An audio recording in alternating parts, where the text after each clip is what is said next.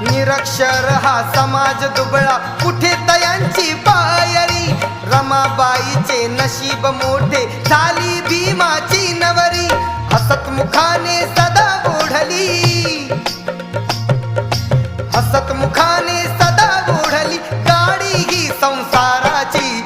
रमाई झाली स्फूर्ती ज्योती भीमराव आंबेडकरांची. रमाई झाली स्फूर्ती ज्योती